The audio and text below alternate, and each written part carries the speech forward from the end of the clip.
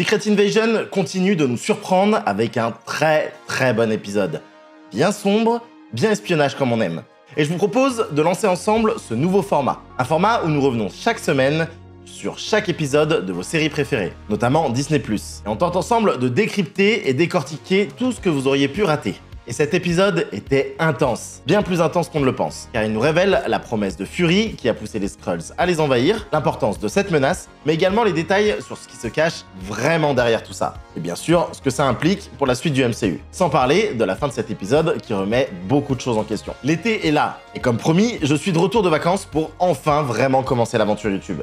Désormais, en plus des Reels, je vais m'efforcer de vous offrir du contenu long chaque semaine. Bien plus détaillé et plus en profondeur que la plupart de mes Reels sur la pop culture. Mais surtout, comme aujourd'hui, autour du MCU. Alors si tu ne me connais pas encore, je suis Kevin Buckhart.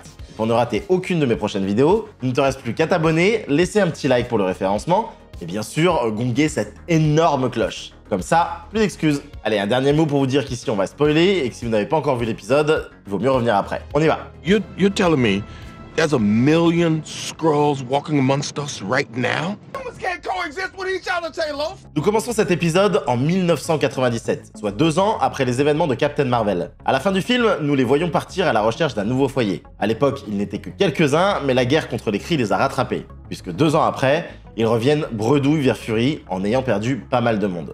Ici, nous avons la connaissance de Gravik, un jeune Skrull assez badass, dont les parents sont morts pour la cause. Sauf qu'il n'est pas si jeune que ça, puisque les Skrulls vivent 3 à 4 fois plus longtemps que nous, ce qui fait qu'à ce moment-là, il est même sûrement plus âgé que Nick Fury. La femme Skrull qui le présente à Nick est la Skrull que l'on voit à la fin de l'épisode. On y reviendra. Fury leur propose donc de rester sur Terre en échange de s'engager pour lui en tant qu'espion ou soldat. Le tout en attendant de leur trouver un vrai refuge, bien sûr. Seulement lui est sur Terre et c'était plus ou moins le job de Captain Marvel, qu'elle n'a visiblement pas fait. La scène se finit par la promesse de Fury. You keep your word, I'll keep mine. On enchaîne directement avec la fin de l'épisode 1 sur les attentats. Entre Gravik, qui s'est fait passer pour Fury, et le Skrulls qui répète en boucle qu'il est américain, le but est évidemment de déclencher une guerre entre la Russie et les États-Unis. On enchaîne avec l'une des meilleures scènes de l'épisode. Fury a souvent utilisé une technique où il raconte un élément de sa vie privée, souvent passé, vrai ou faux d'ailleurs, pour amadouer son interlocuteur, le menant à baisser sa garde et à révéler ses secrets. Il l'avait par exemple fait dans l'ascenseur dans Captain America 2 ou encore face à Captain Marvel. C'est pas le seul à utiliser cette technique. Black Widow l'a souvent fait, devenir vulnérable pour rendre l'autre vulnérable. En racontant son enfance pendant la ségrégation, Fury fait un parallèle entre son histoire personnelle et la situation des Skrulls sur Terre. Talos nous parle alors de la destruction de Skrullos et semble cacher ce qui s'est réellement passé. Mais il avoue finalement à Nick que plus d'1 million de Skrulls ont immigré sur Terre. They're here. Et pour la première fois depuis le début du MCU, nous voyons Fury perdre le contrôle de ses émotions. Cet épisode est très particulier pour Fury, car il va de désillusion en désillusion. Il était celui qui avait le contrôle, et désormais, il ne contrôle plus rien. Ses mensonges et manipulations des dernières années se retournent contre lui à une échelle démesurée. Sa protégée est morte sur le terrain, et son allié le plus proche chez les Skrulls lui a menti en faisant immigrer 1 million de Skrulls quand lui pensait avoir le contrôle. Mais Talos nous parle également d'une colonie Skrulls dirigée par l'empereur Drogue. Un leader qui dans les comics se fait humilier par les Illuminati et qui décide de mener la Secret Invasion. C'est vrai que dans le MCU, ils deviennent plus importants. Car Secret Invasion ne semble être que le début des Skrulls. Nous en parlerons à la fin de la vidéo. L'autre grande question de la série se base sur la mort de Maria Hill. L'épisode 1 a un réel impact avec la mort d'un personnage apprécié du MCU. Et c'est pas comme si ça arrivait très souvent. Ce qui rend du coup la série beaucoup plus réaliste et ancrée au réel. Dans la MCU, même les méchants ont du mal à y passer. Mais ce n'est probablement pas la dernière fois qu'on la voit, puisque selon les interviews, la série va explorer le passé de Maria. Mais du coup, morte ou pas morte? Selon certains insiders, elle ferait partie du casting de prochains films The Marvels. Seulement l'actrice l'a totalement réfuté et dit qu'elle est bel et bien morte. Mais dans le cas où elle était obligée de mentir et qu'elle serait vraiment vivante, comment est-ce que ce serait possible? Disney+ avait fait une petite liste de choses à voir avant de regarder Secret Invasion. Parmi elles, il y a le show Agent of S.H.I.E.L.D. Bon, c'est encore assez flou de déterminer si oui ou non la série est vraiment canon au MCU. Mais en tout cas, Nick Fury y fait une apparition. Dans la série, l'agent Coulson, mort dans Avengers 1, est ressuscité grâce à du sang de Kree. Le show présente également des LMD, Life Model Decoy. Il s'agit de robots humanoïdes que Fury utilise dans les comics pour le protéger des pièges. Ils lui ressemblent comme 2 gouttes d'eau et lui ont permis de survivre tout ce temps. Et il se trouve qu'au début du comic Secret Invasion, Fury conseille fortement à Hill d'en utiliser elle aussi, ce qui par la suite va lui sauver les miches. Donc qui sait, elle peut être soit ressuscitée, soit c'est pas vraiment elle qui est morte. Mais bon,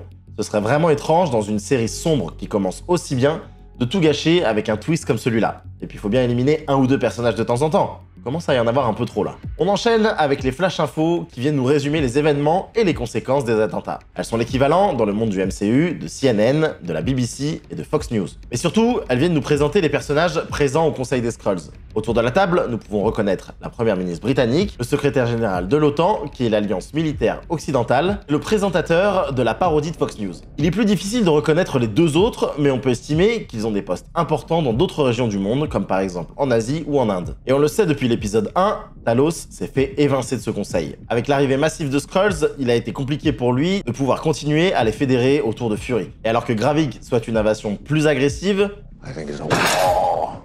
nous voyons que les membres du Conseil ont commencé une invasion il y a quelques années, beaucoup plus passive, cherchant à gouverner et influencer de l'intérieur plutôt que de tout détruire. Disons-le, ils se sont plutôt bien fait aux coutumes humaines en se gavant un maximum. Dans les comics aussi, nous voyons que les Skrulls sont absolument partout, prenant tous les postes à influence et pouvoir. Comme par exemple, Barack Obama, Oprah, Steve Jobs, Tom Cruise, le Dalai Lama, le pape, et même Cartman. Les Skrulls sont avant tout une race guerrière, et la démocratie est plutôt un truc d'humain. Et encore. C'est pourquoi presque tous se soumettent au plan de Gravik. La seule qui ne se soumet pas finira par rapporter les événements à Talos, leur ancien leader dont elle est toujours fidèle. Fait intéressant, au début de l'épisode, les Skrulls prennent forme humaine pour démontrer leur engagement auprès de Fury. Ici, ils reprennent leur forme Skrull pour s'engager auprès de Gravik. Il faut savoir que plus un Skrull change de forme, plus il est facile de le détecter. En reprenant leur forme Skrull, ils se mettent donc en danger. Tout ça nous montre qu'il est encore plus difficile de discerner qui est un Skrull et qui ne l'est pas, car ils ne partagent pas tous forcément la même vision. Gravik tente de créer le chaos, quand d'autres cherchent la stabilité pour continuer leur invasion de l'intérieur.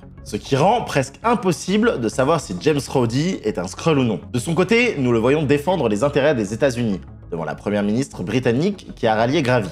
À première vue, il ressemble bien à notre War Machine. Seulement, la conversation avec Fury semble très ambiguë. Ensemble, ils évoquent Hydra et Alexander Pierce, et il s'agit des événements de Captain America et le Soldat de l'Hiver. Dans ce film, Hydra avait aussi intégré les instances américaines depuis des années, ce qui avait conduit Fury à ne faire confiance en personne et à détruire le Shield. Hydra.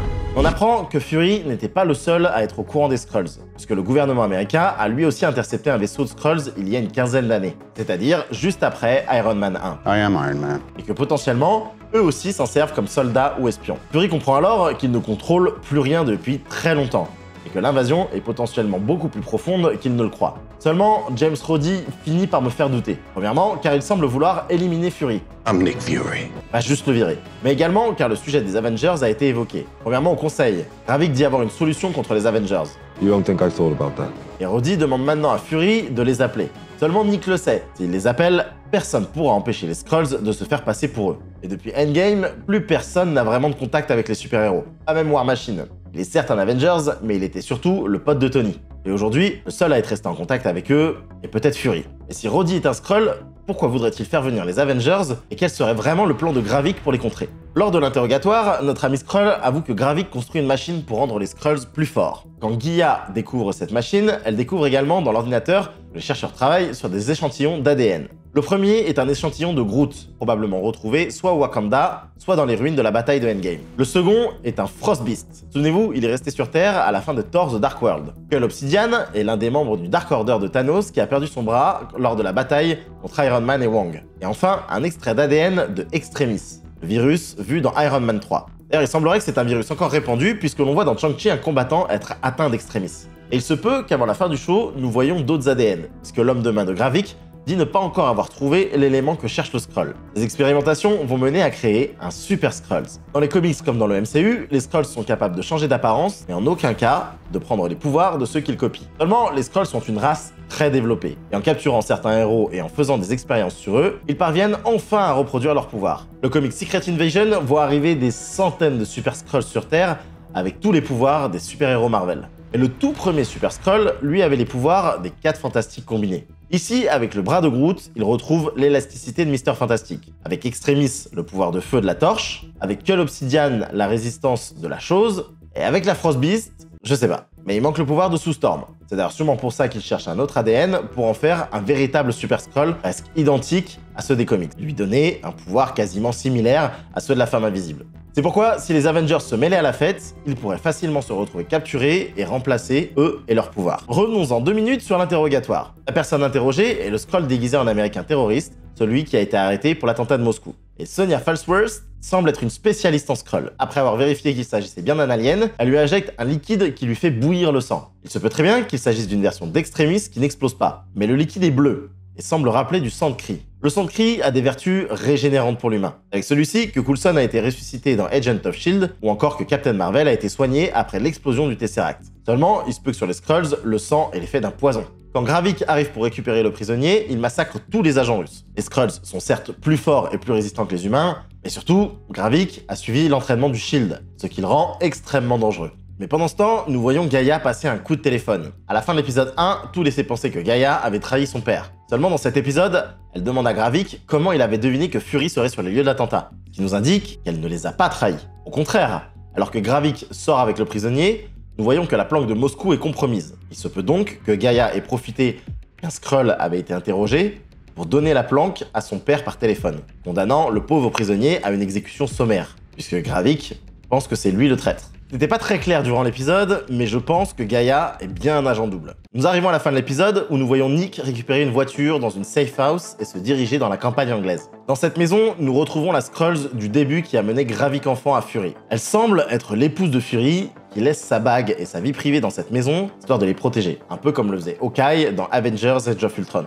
Il se peut que l'histoire entre Gravik et Fury soit un peu plus intime qu'on ne le croit. Peut-être que lui et sa femme ont en fait élevé Gravik. Mais surtout, cette fin pose une question. Est-ce vraiment le vrai Nick Fury? Alors il est tout à fait possible pour lui qu'il ait entretenu une relation avec un Skrull, et si vous avez vu une de mes dernières vidéos, vous savez que je soupçonne ce Nick Fury d'être un agent Skrull. Bon, cet épisode est vraiment un très bon épisode. Les acteurs sont excellents et les dialogues sont monstres. Il vient clairement dépoussiérer le genre et c'est ce qu'on attendait. On entend déjà les autres youtubeurs dire « Le MCU is back !» tout comme ils l'ont fait juste après les Gardiens de la Galaxie 3 ou encore Across the Spider-Verse. Mais pour moi, comme vous le savez, le MCU est un cycle. Depuis des semaines, je vous le répète, faites-leur confiance. Cette phase 5 arrive exactement comme est arrivée la phase 2, avec de nouveaux tons et un développement d'histoire plus tranquille. Il y aura moins d'origin story et plus de développement de personnages. Mais pour moi, une chose est sûre, cette série n'est que le début de l'histoire des Skrulls. Clairement, Fury ne pourra pas se débarrasser d'1 million de Skrulls à lui tout seul et en 6 épisodes. De plus, on sait que la suite de cette histoire se passera dans Captain America 4, Brave New World, et que dans ce film, le président des États-Unis sera Thaddeus Ross, qui sera joué par Harrison Ford. Ce qui nous emmène sûrement vers une version de Dark Reign qui, dans les comics, suit directement Secret Invasion. Et ça, c'est le sujet d'une autre vidéo. Donc si tu as aimé cette vidéo, n'hésite pas à lâcher un petit pouce et à t'abonner si c'est pas encore fait. Dis-moi en commentaire si toi tu as vu d'autres choses que je n'aurais pas évoquées et si ce format t'a plu. Si c'est le cas, je tenterai d'en faire un chaque semaine. En attendant, ne rate aucun de mes reels et on se dit à très vite. Ciao!